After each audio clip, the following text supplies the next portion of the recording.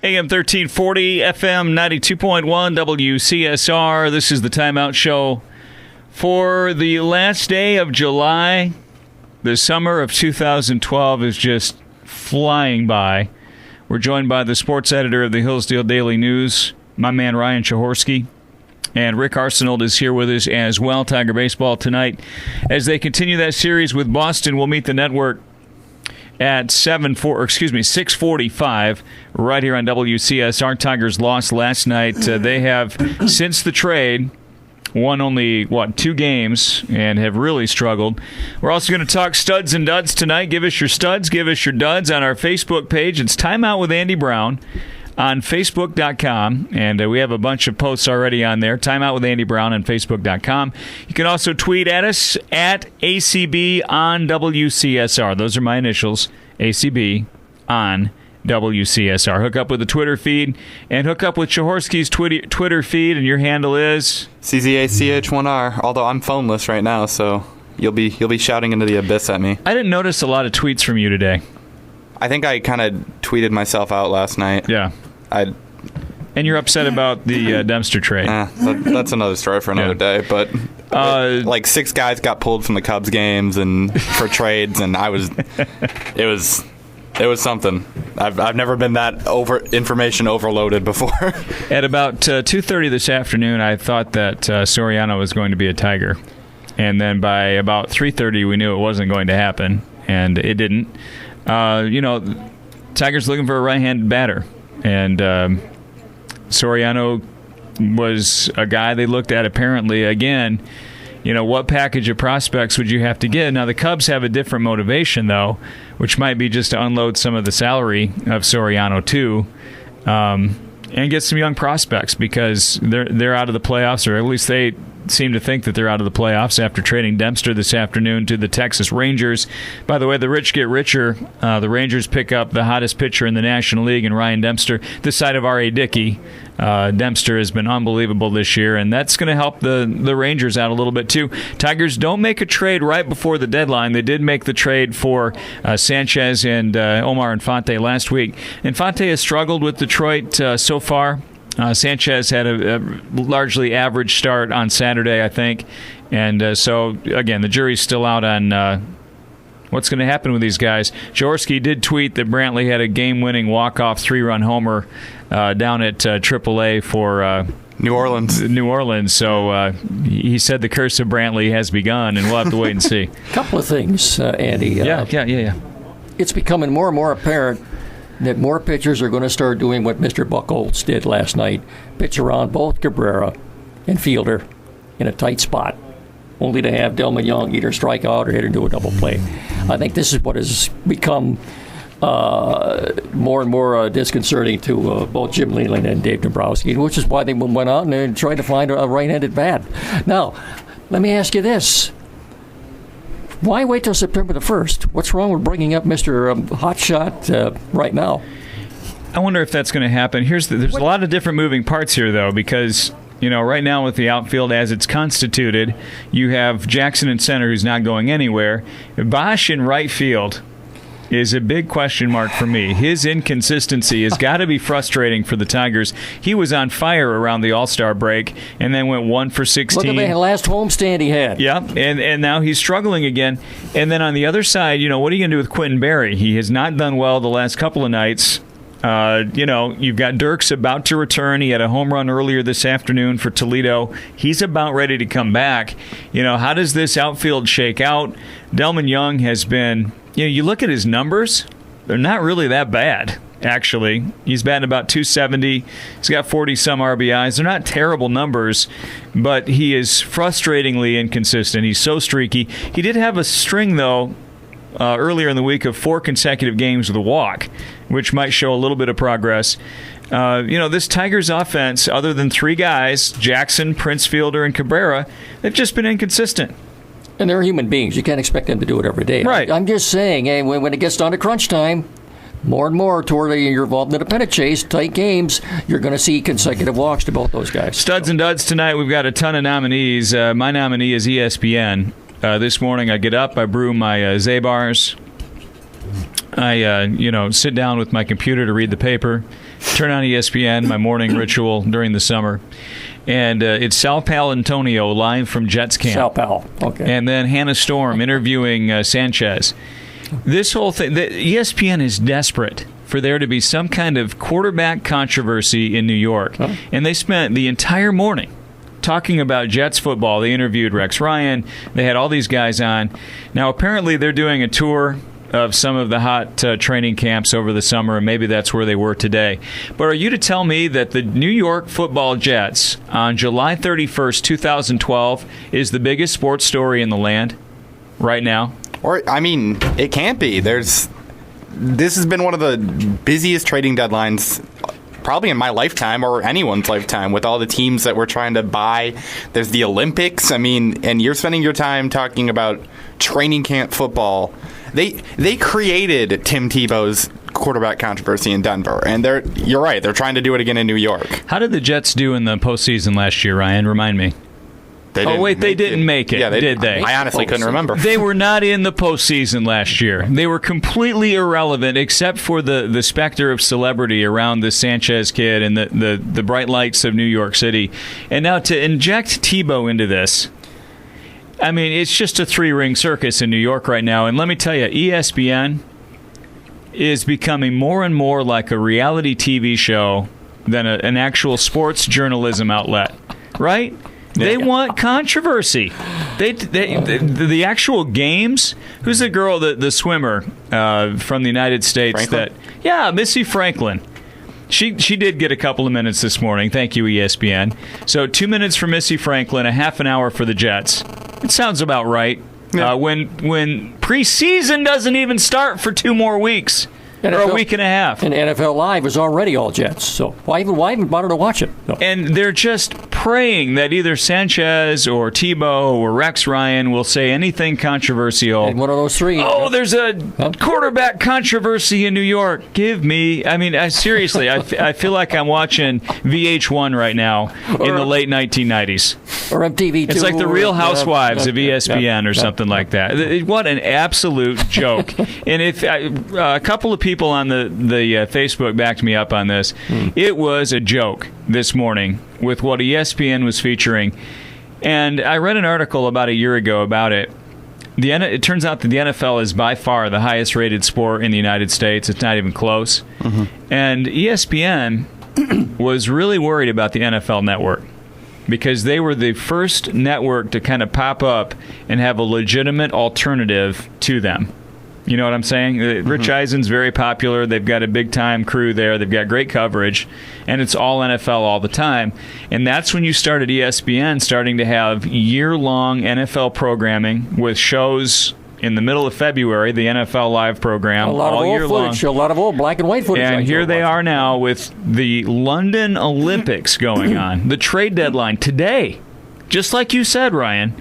And all they're talking about is Sanchez versus Tebow in New York. A battle of mediocre quarterbacks. Two of the lowest rated quarterbacks in the NFL last year. They had another network had a little blip about that. They are right at the bottom as far as quarterbacks in the NFL last year. I mean, what is going on at ESPN? So that's my dud, and I guess we're all the duds because we all watch it. I mean, ESPN is trying to make money. It's just like everybody's bagging on NBC. Well, the games aren't live, and they're not showing stuff live, and if you want to watch it on the internet, you've got to have cable, right? And NBC's just in it for the money. Bingo. NBC's just in it for the money. ESPN's just in it for that's business. Mm-hmm. I guess so. I guess as a population, the 300 million of us who call ourselves Americans, if this is what our appetite is for, this is the content that we want, that's what we're going to get. Big controversy yesterday talking about the fact that NBC does not show any of the finals that do not involve American athletes. Well, all the other world networks like the BBC and CBC in Canada, they all show all the finals regardless of who's in it. NBC focuses on United States athletes. And my wife and I were talking about that today, and she said, Andy, no, I don't know anybody that cares about anybody other than the United States athletes. So I guess that's on us, right? I guess. Yeah, I mean, I can see where that's coming from. If I want to watch the random sports involving random countries. If I want to watch a game of handball, I mean, I can go find that on MSNBC or the internet. But in terms of the gymnastics, I don't know any of them anyway, so I might as well just go hard rooting for the Americans. And I did turn away, too, last night from Tiger baseball to watch beach volleyball. And to my disappointment, it was too cold to be wearing their usual garb. They were all covered up, so I immediately turned back to Tiger baseball. I put on the Facebook page today, if you watch ESPN, you know that the New York Jets training camp is by far the most important thing in sports right now. Keith Czat responded back, it makes their Peyton Manning coverage seem restrained in comparison. That's agree. A pretty good analysis. I would agree, yeah. One other person tweeted back at me about it, and I'll get to that tweet in just a couple of minutes as well. Just talking about that Jets coverage. Studs and duds, Greg Morgan studs, Justin Verlander, Miguel Cabrera, Austin Jackson duds, Alex Avila, Jose Valverde, Brennan Bosch, saying Ryan Rayburn would constitute piling on and ensure that I retain the Captain Obvious moniker my son Matthew gave me. Rayburn's not even in the lineup right now. He did have a double off the green monster the other day, or in New York, or in Toronto, right? Yeah. Verlander was good in his start. Cabby's actually been quiet the last couple of days. Greg Mallard says, dud, Lochte, and Lochte Nation. I guess you aren't the next Phelps after all, Lochte, says Greg Mallard. I'm not following the controversy between those two. Do they have a beef? Not really. I mean, Phelps and Lochte have a beef? Phelps was going to be my dud, but why is Phelps your dud? He's obviously lost a little bit that he had 4 years ago. I wish that I could lose something and still win a silver medal and a gold medal in one day. He's my dud for blowing that race today. How did he do that? He was up like half a body length on the guy with 15 meters left, which is a huge margin in swimming, and the guy Too many subways. Did you watch that on the internet? No, but I read about it, and I saw the freeze frame of when he was furthest ahead. Deadspin posted a photo of how far he was ahead. Yeah, I mean, it's impossible to blow it. It doesn't look like that much, but with that little race left, that was insane. Let me ask the two of you, are you pleased or satisfied with NBC's coverage to this point or not? I haven't watched a lot of it. But, I don't, the live stuff, they show live stuff during the day. They don't show the big stuff until tonight. You're not going to find out. But that's delayed. You're not going to find out from NBC if the women win the team gold in gymnastics until tonight in primetime. Unless they accidentally screw it up. They do like what Brian Williams did last night and kind of let the cat out of the bag. Or right before the Missy Franklin race, they hadn't said anything about it. No. And the commercial break beforehand, they air a promo for the Today Show saying, tomorrow, Missy Franklin will be on, the 17-year-old who won a gold medal. Uh-oh. Well, Jamie Samuelson in Detroit has been talking about this a lot, saying in the Twitter generation, the way that NBC is covering these games is obsolete. You can't tape delay stuff, except for the fact that their ratings are breaking all kinds of records. So, which is it? I mean, they have record ratings. The ratings are off. They have more viewers than they've ever had for the Olympics. Obviously, the fact that it's tape delayed is not preventing people from watching it. No. So what's the big deal? My contention is, first of all, the AP writes a story about the ratings every day, and they're starting to slip a little. Mm-hmm. I don't know if that has anything to do with the tape delay or if the novelty of the Olympics is wearing off for some people. But these people who are watching when it's tape delayed, they don't care that it's tape delayed. So why don't you just show it when it's live also? I mean, if there's a big news story, like let's say a building in Detroit starts on fire, the breaking news coverage on TV is not going to wait till 6 o'clock to show you that, They're going to show it, and then they'll show it again for the people who missed it. I agree. And then, too, there's no school going on right now. So, I mean, no one's obligated to get up to go to school in the morning either. So, no. I think that's a pretty good point. I mean, is NBC assuming that nobody has the internet? I mean, on the one hand, you can stream every single event live on the internet by NBC, as long as you have cable. Mm-hmm. If you don't have cable, you can't do that. And that's because apparently they have an arrangement with the cable companies or something like that. And I don't necessarily have a problem with that. Okay, so, but what would be the damage of showing the women's finals today, like you said, when they happen live, and then showing it again tonight on tape delay? If my family wants to watch it, they'll watch it at 8 o'clock. But if I want to watch it, I'm busy at 8 o'clock. Mackenzie Price tweets at ACB on WCSR, my dud for the week is SportsCenter for their ridiculous coverage of the Jets. Thank you, Mackenzie, very much for that. Mike Post says, MLB Network is reporting that the Tigers are close to a deal with the Cubs. That was this afternoon. That did not pan out. Studs from Ron Amisager. The studs are Miggy and Josh Colmenter. Colmenter, obviously, from Michigan, won his last 2 games and had an RBI, so Colmenter pitching well.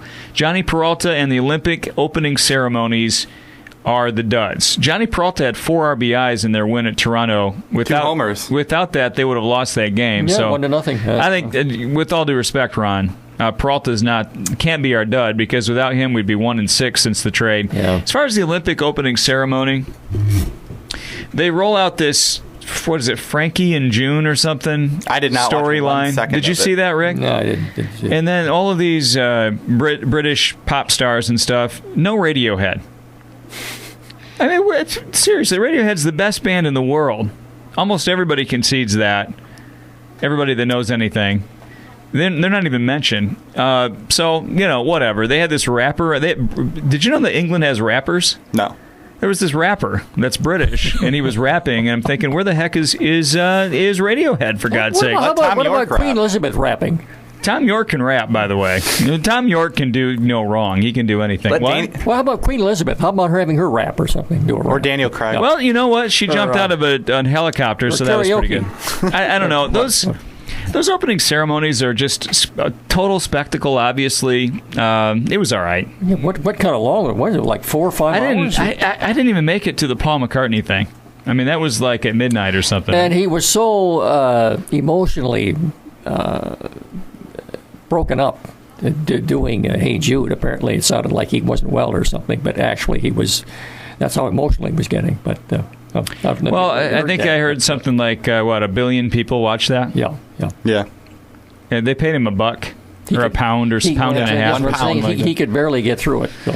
We're going to talk about the Tigers. The Tigers have a big series against Boston. I'll tell you what, Chicago apparently believes that they're in this for the long haul. They have made some trades to bolster that bullpen and to add some starting pitching. We'll talk about that. We'll talk about the trade deadline, and we'll preview tonight's Tiger game, the Tigers versus the Red Sox, all ahead on the Timeout Show.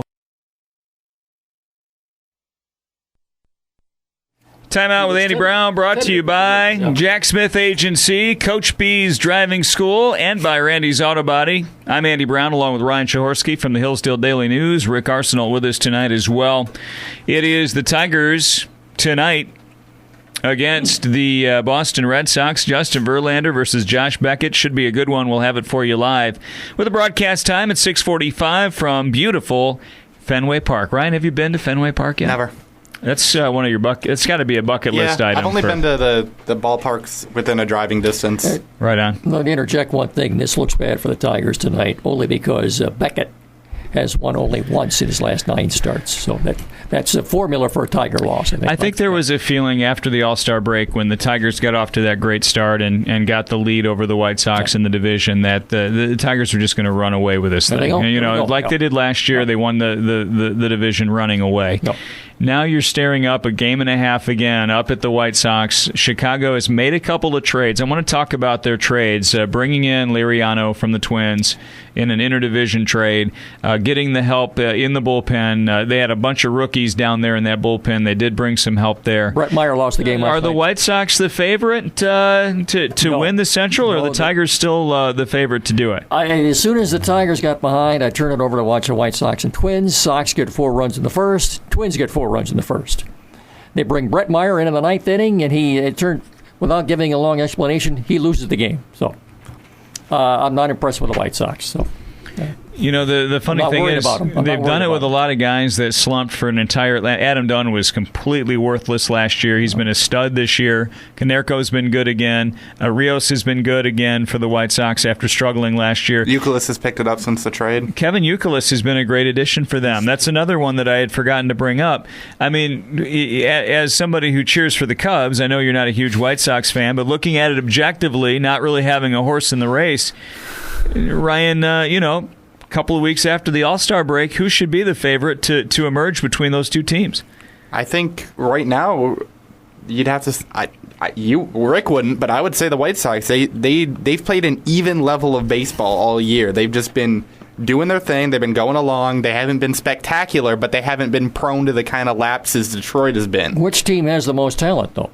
Well, the Tigers have more talent in the. I mean, bigger payroll doesn't. They have the more spread across talent in the field. I think the White Sox probably have a better rotation. Yeah, I think the Tigers have a better bullpen. The Tigers have 3 legitimate superstars. The White Sox don't even have one. So Paul Konerko's a superstar. Paul Konerko's playing and Adam Dunn is playing like a superstar too. I don't care about the name value. I care about what they're doing on the field. Guys, and they hit 3-4. Would you be willing to trade Dunn and Konerko for our 3-4 guys? No, because they're both older. But I mean, in they can still produce in the aggregate what Fielder and Cabrera can do. White Sox have issues. I don't care if they got Liriano or not. They've got issues with their starting pitching now. This is what they're doing to Chris Sale again? And Chris Sale, and then this note just across the wire here on Twitter, John Danks is out for the season. Okay, well now I might kind of... John Danks is out for the season. I might kind of flop on that now. So I didn't know that. That trade for Francisco Liriano. Now, when Francisco Liriano came into the league, he was lights out. For the Twins, you remember that. Remember when they had Johan Santana and Francisco Liriano? Yeah. He has really struggled this year. His ERA is north of 6, and yet every once in a while he'll throw a shutout. I think like his last 8 or 9 games, though, he's been back to a serviceable starter. Apparently, the Chicago pitching coach Don Cooper thinks he can get him squared away. We'll see, but. The White Sox making trades to bring in talent. Let me ask you this, guys. Did Dave Dombrowski and the Detroit Tigers do enough ahead of that trade deadline? Now, you can still make trades before August 31st. But now the player that you want to trade has got to make it through waivers. Now, the Tigers did it. There were a lot of trades last year after the trade deadline, as it turned out. Tigers acquired Delman Young after the trade deadline. So the Tigers could still make a trade. But let's just, for the sake of our discussion, did the Tigers do enough before the trade deadline in bringing in a second baseman in Omar Infante, bringing in another starting pitcher in Anibal Sanchez? Did they do enough? They thought they did at the time because they had just won 13 out of 15 and they were in first place. So at the time, it looked like they had. Yeah. I didn't hide my feelings last week. I think you probably could have packaged the guys you gave up and gotten better talent across the board. But it's hard to say because a lot of the prices were really high, and I think you said there were a lot of trades last year after the deadline. There are going to be more probably this year because teams that are kind of sort of in it right now are going to fall off, and then anyone they don't have a long-term future for is going to go through waivers. Jason Beck, who covers the Detroit Tigers for DetroitTigers.com, is quoting Dave Dombrowski late this afternoon saying, "We never one time discussed Soriano. We spoke with the Cubs. We never spoke about Soriano, not even one time." So that's from Dave Dombrowski. Right. Okay. I don't know if that's true. Just because he says it doesn't mean that it's actually the case. So there you go with that. I don't know who they were talking to. Maybe Matt Garza is who they were talking to the Cubs about. He's hurt right now. The MRI came back clean. He's supposed to pitch Tuesday. So, okay. All right. You probably wouldn't have gotten anything more than one more start out of him if he was healthy. Also from Dombrowski this afternoon, and this is just crossing the wire, talking about Victor Martinez. He says, we're not counting on his return. Is there a chance? I guess there's a chance. Let's just say we're not counting on it. So it's highly unlikely. Let's just say that. Yeah. So they're probably going to have to do it without V-Mart. Yeah. This lineup has been so inconsistent outside of the superstar middle of the lineup with Cabrera and with Prince Fielder. And I know Prince doesn't have a lot. AJ. Yeah. Prince Fielder does not have a lot of home runs, but he's been a productive player. He has still top 10 in RBIs in the league. Austin Jackson's been awesome. Okay, those three guys, I think, have been the foundation offensively for Detroit. Here you've had, again, in the last 7 games, Rick, a struggle to get 4 or 5 runs to support your pitching staff. It's been tough. I mean, Pfister threw a gem against Toronto. They almost got swept up there in Toronto in that series. Does this team have enough punch? Can we count on them coming back here offensively to make a run at this thing, or is it just going to be a slog the rest of the way? I don't know anymore. I kept thinking they're going to start hitting, then they did for a couple of weeks, and now it's fallen off again. And I'm tired of, last thing, and I'll let you guys have it. Pretty much. I'm tired of hearing about running into a hot pitcher. Well, we run into a hot pitcher tonight. Tip your hat to the guy on the mound. How many hot pitchers in a row are we going to run into? Well, this is insane. You're going to tip your hat to the guy on the mound. Go ahead. No, I can get kind of like you. I really don't know what to tell you. I don't know what to say anymore. I'm kind of at a loss for words. So Tigers fans can't feel good right now. Right. They might not. You might not have to wave the white flag. I mean, it's definitely a race. I think at best as we talked, they're a game and a half out of first right now. Yeah, but I'm thinking it's a coin flip. I mean, your odds aren't going to get much better than that. It might end up being. Let's say the Tigers get hot. They could win this thing by 5 or 6 games, but it isn't going to be comfortable getting there if it happens. Let's say, Ryan, that the Tigers are satisfied that they want Quentin Berry and what he brings, and they want to keep him in the lineup. When Dirks comes back, are you going to bench Brennan Bosch for Andy Dirks? And Andy Dirks was hitting well over 300 with some power when he played. I mean, Brennan Bosch, I think, has made some strides, and it seems like he has so much potential.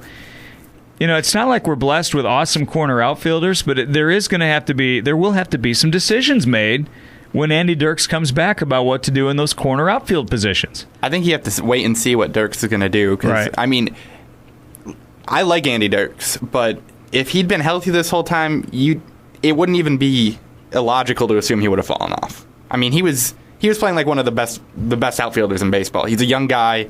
It was a hot start. I mean, I'm not saying he would have turned into Del Mignon. No, right. But that injury, I don't know, that scares me. He's been out a while, and he might have. I mean, it'll still affect him if he's been out this long. I mean, he didn't tear his Achilles, but he strained it. Yeah. And then he tweaked his hamstring, I think, as a result of trying to play through the Achilles injury. Mm-hmm. You know how that goes. You favor something, you overcompensate, you hurt everything else.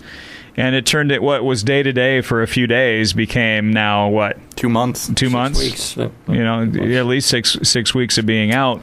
What are they going to do, Ricky, when Dirks comes back? Did you tell me he hit a home run? He had a home run this afternoon for Toledo. Okay. I think he's about ready to come back. You know what his batting average is? I can find out. I think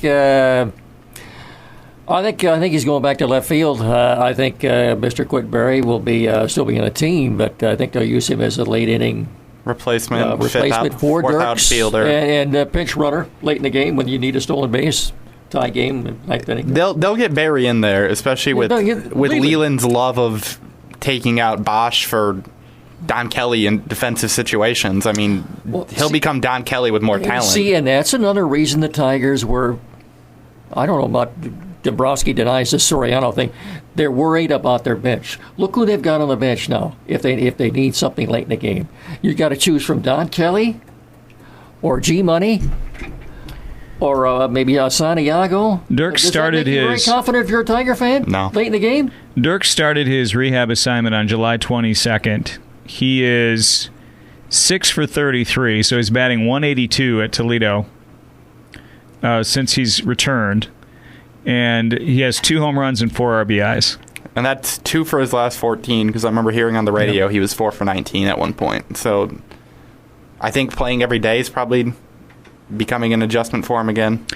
I don't think that would be a stretch. I don't think he's coming back anytime soon. If that's he needs to work himself back into shape, and maybe today he did have a little better day today. Couple of hits and that home run. Maybe he's starting to feel better. When you're out that long, it's spring training all over again. I don't know if I don't know if I put anything into those stats in terms of any predictive value, but I think counting on him to be the player he was in May is foolish.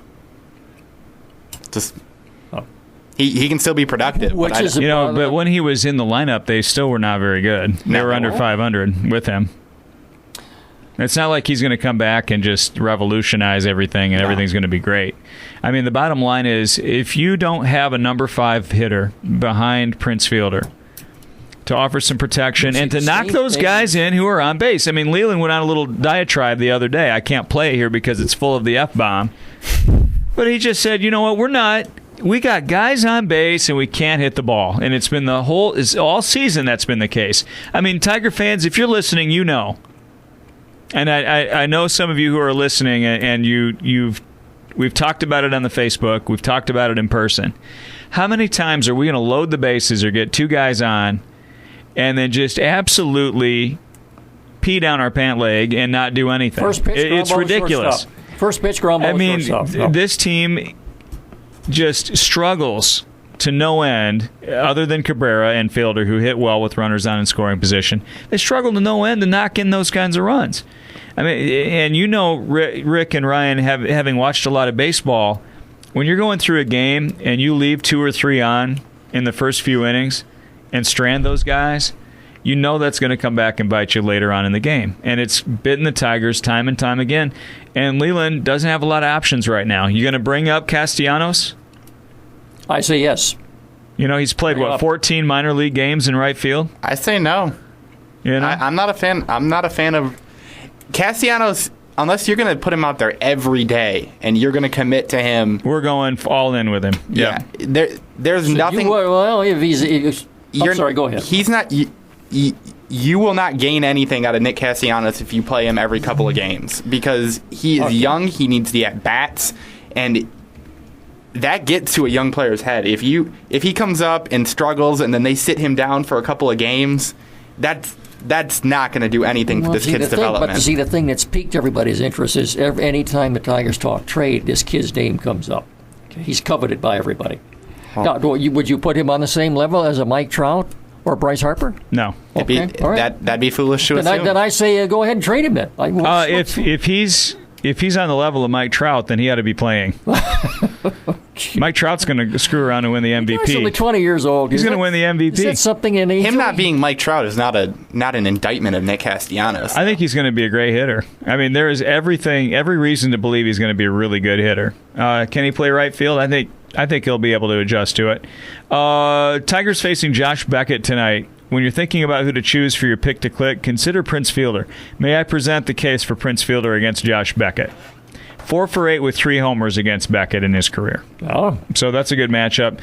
Jackson, Berry, Cabrera, Fielder, Young, Bosch, Avila, Peralta, and Infante. I think that's probably the Tigers' best lineup right there, right now, that they're rolling out there tonight. Having said all this, the last time I looked, I think the Tigers were still either 3rd or 4th in the league in team batting. Well, they're just not doing it when anyone's on. Team batting is down, though, around the league. That's true. Well, yeah. But sometimes you're right. Sometimes it's when you're getting those hits, and they haven't gotten them. Jacoby Ellsbury, by the way, almost won an MVP last year for Boston. He's been out pretty much the whole season. He's back. He's playing tonight. Carl Crawford has been one of the worst free agent signings that I can remember so far. He's been an absolute unmitigated disaster. What's he getting paid this year? Like $20 million? Well, you're right, Eddie. Not only that, but Ron Allen, anybody who watched the game last night, was mentioning if the Red Sox should happen to fall out of this thing, that Mr. Crawford was going to cut it short and have Tommy John surgery even before the season ended. So he's been hurt the whole time he's been there, and when he has played, he hasn't been any good. Dustin Pedroia is at second. Adrian Gonzalez has been an absolute disaster He's again. Hitting less than 300, and that seems weird to see that. He started the year last year. They traded to the Padres to get him. He started out the year last year, first half of the season. He was the first half MVP, and completely collapsed in the second half. Has done nothing this year. Thanks for that, by the way. Got the Cubs Rizzo. Woo. Yay! We've got some folks tweeting in here. My man Darren Kittle. Tigers were counting on similar numbers. Now here's his take on it. The Tigers were counting on similar numbers from Avila and Peralta as they had in 2011, and that just hasn't happened. Darren Kittle weighing in on the situation. Alex Avila has been really struggling at the plate, which surprises me because he has a really short swing. It's a compact. He's got a nice stroke. He doesn't look like he has that kind of long looping swing that's going to go into a lot of slumps. Mm-hmm. It seems like it would be pretty consistent. It hasn't been. I mean, Peralta had the 2-homer game against Toronto. He's not, though. He surely has not put up the numbers he had last year. I think, so. To me, Avila's been the disappointment. Peralta last year was a fluke. I think, to me, I still don't think Avila's 100% physically yet. I think he's still hurting. I mean, but for a 30-some-year-old shortstop to have the year Peralta did, you normally don't build on those at that age. He's another one. I'm sure this will be his last year in Detroit. Have you seen the numbers that this kid for the Twins is putting up, this Ty Willington? Wait. Josh Willington? Josh Willingham. Josh Willingham. He's got like 70 RBIs or something. Yeah. They signed him as a free agent from Oakland last year. And he was kind of an afterthought, right? Yeah. He'd always been okay. I mean, he's got some pop in his bat, but you got to remember, he's picked it up this year. He got like 20 homers and 70 RBIs or something like that? Yeah, I mean, he's bounced around, but he's always been a... Are you surprised that maybe the Twins didn't trade him away? He's still pretty cheap. I mean, so they've got a good value with him. And they've got him locked in for 3 years. I mean, okay, yeah. Why would you trade him? His name did come up. No. Yeah, people inquired. Victorino went to the Dodgers. So the Dodgers have muscled up here. They went and got Hanram and Victorino, and they picked up the closer from the Mariners, Brandon League. Oh, and they got League. No. Yeah, and they were in on Dempster till the final minutes, but and they also so the Phillies traded Victorino, and They traded Hunter Pence. They have re-upped with Cole Hamels. So their starting rotation, they have three $20 million guys, three $20 million contracts in that rotation. I think they have 7 guys on the payroll next year who will make a combined $128 million. Yeah, because they still have Ryan Howard. They have Utley. They have Rollins. Chase Utley. And they have Papelbon. And they have Jonathan Papelbon. Yeah. And the Dodgers, too, made a last-minute attempt to pry Glenn Perkins, left-handed relief pitcher, away from the Twins. The Twins weren't willing to part with him. But as disappointing as the Tigers have been this year, they're still right in it. Well, I mean, the Phillies are way more disappointing. They just had a fire sale. I mean, weren't the Phillies at the beginning of the year, even not as much as last year, but at the beginning of the year, you had to think the Phillies were going to be really tough with that rotation. You were writing it down, but I think and that lineup? The Braves. No, I picked the Braves to win the NL East this year. No, I think I picked the Braves to win it. No. Well, they're closer than the Phillies. Yeah. Of course, what about the Nationals? Everyone in that division is closer. You were sleeping on the Nationals? Come on, man. The Nationals are fun to watch. I will say this, though. I bought the kids MLB 2K12. Yeah. We were playing it the other night, and my son Owen was playing the Angels. He wanted to be Mike Trout. The game has not updated the statistics for Mike Trout. And Mike Trout is They think he's like a 200 hitter. And they think that Bryce Harper is like a 200 hitter.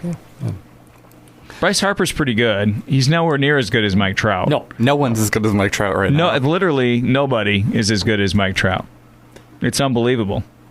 Like, he's doing things that nobody's done since, like, Babe Ruth. There are some rumors out there. Trout has been seen walking on water, too, by the way. So. Does he walk on water? I believe it. To that.